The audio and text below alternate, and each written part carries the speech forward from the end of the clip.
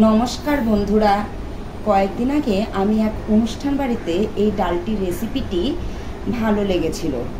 আজ তাই মনে হলো যে ডালটি আমি একবার বাড়িতে বানিয়ে নিই।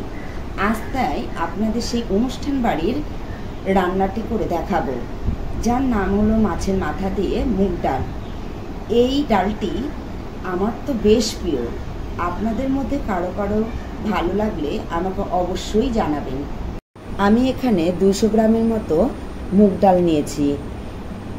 গ্যাসটাকে সিম করে খালি কড়াইতে ডালটাকে ঢেলে হালকা নাড়াচাড়া করে যতক্ষণ পর্যন্ত ঘ্রাণ আর হালকা লালচে ভাব না আসবে ততক্ষণ পর্যন্ত ডালটাকে ভেজে যাব। ভাজা ডালটির মধ্যে পরিমাণ মতো জল ঢেলে দিলাম। ডালটি সেদ্ধ হওয়ার জন্য আমি অল্প পরিমাণে লবণ দিয়ে দিয়েছি। এরপর এখানে আমি কাতলা মাছের মাথা নিয়ে নিয়েছি। সামান্য পরিমাণ হলুদ, লবণ দিয়ে ভালোভাবে মাখিয়ে নিলাম। মাখানোর পর মশলাটি তৈরি করার জন্য একটি মিক্সি বাটিতে কয়েক কোয়া রসুন, আদা, কাঁচা লঙ্কা, গোটা জিরা এগুলিকে নিয়ে ভালো করে পেস্ট করে নিলাম। এরপর গরম কড়াইতে তেল ঢেলে মাছের মাথাগুলিকে একে একে ভালো করে ভেজে নিলাম। এরপর যেই ডালটি ফোটানোর জন্য রাখা হয়েছিল ফেনাগুলিকে কাটিয়ে নিলাম। ডালটি সেদ্ধ হওয়ার পর আমি একটি বড় বাটিতে ঢেলে রাখলাম।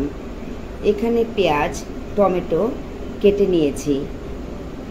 কড়াইতে তেল দেওয়ার পর গরম হয়ে গেলে শুকনো লঙ্কা, জিরা, তেজপাতা, কুচানো পেঁয়াজ দিয়ে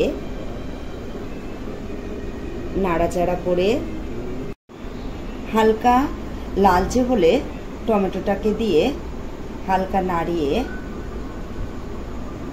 পেস্ট করা মশলাটাকে দিয়ে ভালোভাবে নাড়াচাড়া করে হলুদ, লবণ দিয়ে সামান্য পরিমাণে জল ঢেলে কষানোর পর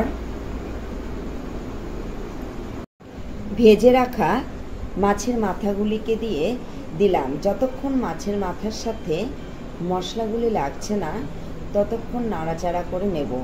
এরপর সেদ্ধ করা ডালটিকে কড়াইতে ঢেলে আবারও নাড়াচাড়া করে প্রয়োজন মতন জল দিয়ে দুটো কাঁচা লঙ্কা দিয়ে ভালো করে নাড়াচাড়া করে নিয়ে সামান্য পরিমাণ ঘি,